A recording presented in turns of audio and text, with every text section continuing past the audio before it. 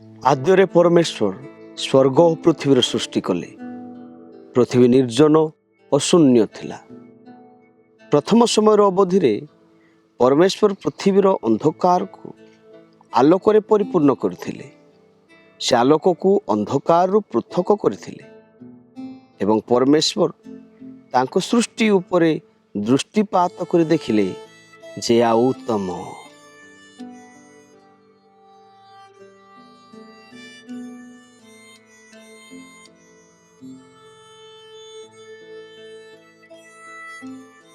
ଦ୍ୱିତୀୟ ସମୟର ଅବଧିରେ ପରମେଶ୍ୱର ଜଳକୁ ପୃଥକ କଲେ ଏବଂ ଶୂନ୍ୟ ନିର୍ମାଣ କଲେ ଯାହା ଆକାଶ ଅଟେ, ଏବଂ ସେ ଜଳରାଶିର ନାମ ସମୁଦ୍ର ଦେଲେ।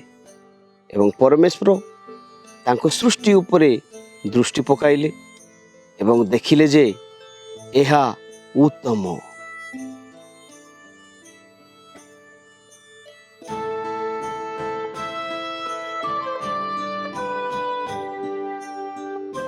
ତୃତୀୟ ସମୟର ଅବଧିରେ ପରମେଶ୍ୱର ଶୁଷ୍କ ଭୂମି ସୃଷ୍ଟି କଲେ ଏବଂ ଏହାକୁ ପୃଥିବୀ ନାମ ଦେଲେ।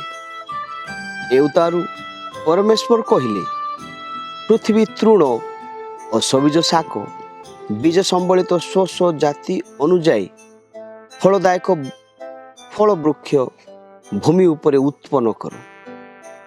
ଏବଂ ପରମେଶ୍ୱର ତାଙ୍କ ସୃଷ୍ଟି ଉପରେ ଦୃଷ୍ଟି ପକାଇଲେ ଏବଂ ଦେଖିଲେ ଯେ ଏହା ଉତ୍ତମ।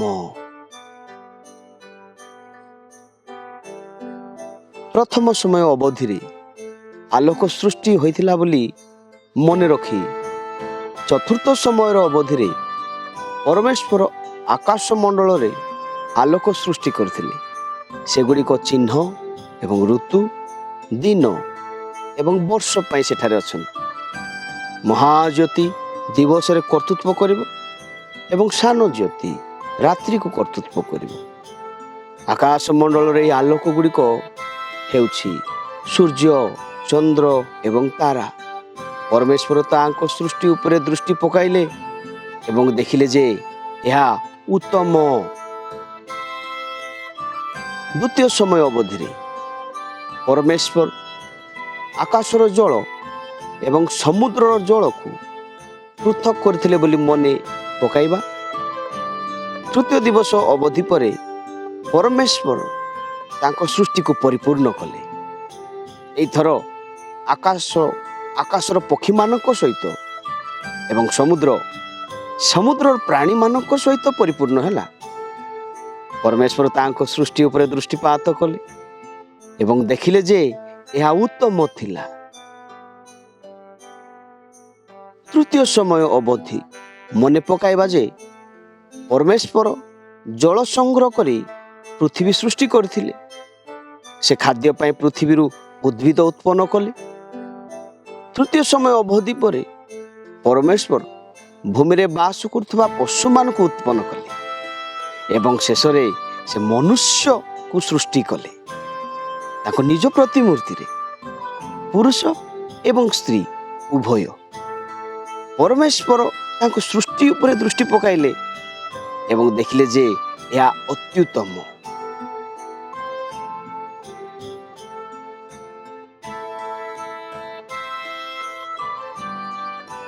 ସୃଷ୍ଟିର ଏହି ବିବରଣୀରେ ଆମକୁ ଏକ ସୁନ୍ଦର ଚିତ୍ର ଦିଆଯାଇଛି ଯେ କିପରି ପରମେଶ୍ୱର ପିତା, ପୁତ୍ର ଏବଂ ଆତ୍ମା ଆବଶ୍ୟକତା ପୂର୍ବରୁ ସବୁକିଛି ଯୋଗାଇ ଦେଇଥିଲେ।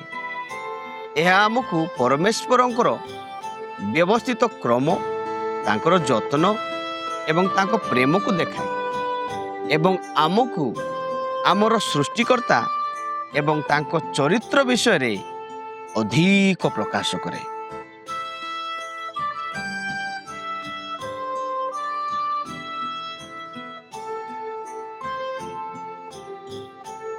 ଏହା ଏତେ ଶକ୍ତିଶାଳୀ ଯେ ସ୍ୱର୍ଗ ଏବଂ ପୃଥିବୀର ସୃଷ୍ଟିକର୍ତ୍ତା ପିତା, ପୁତ୍ର ଏବଂ ଆତ୍ମା ତିନି ଜଣ ଏକ ଏହି ସୃଷ୍ଟି କ୍ରମରେ ନିଜକୁ ପ୍ରକାଶ କରନ୍ତି।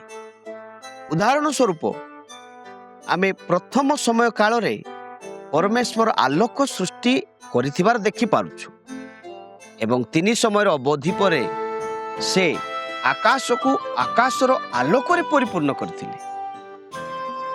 ଦ୍ୱିତୀୟ ସମୟର ଅବଧିରେ ପରମେଶ୍ୱର ଆକାଶ ଏବଂ ସମୁଦ୍ର ସୃଷ୍ଟି କଲେ ଏବଂ 3 ସମୟର ଅବଧି ପରେ ସେ ଆକାଶକୁ ଆକାଶର ପକ୍ଷୀମାନଙ୍କ ଦ୍ୱାରା ଏବଂ ସମୁଦ୍ରକୁ ସମୁଦ୍ରର ମାଛ ଦ୍ୱାରା ପରିପୂର୍ଣ୍ଣ କଲେ।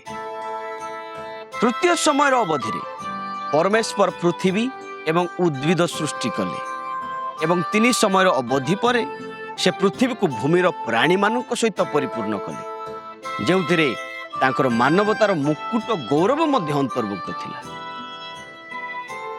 ସୃଷ୍ଟିର ଏହି ବିବରଣୀରେ ଆମକୁ ଏକ ସୁନ୍ଦର ଚିତ୍ର ଦିଆଯାଇଛି ଯେ କିପରି ପରମେଶ୍ୱର ପିତା, ପୁତ୍ର ଏବଂ ଆତ୍ମା ଆବଶ୍ୟକତା ପୂର୍ବରୁ ସବୁକିଛି ଯୋଗାଇ ଦେଇଥିଲେ।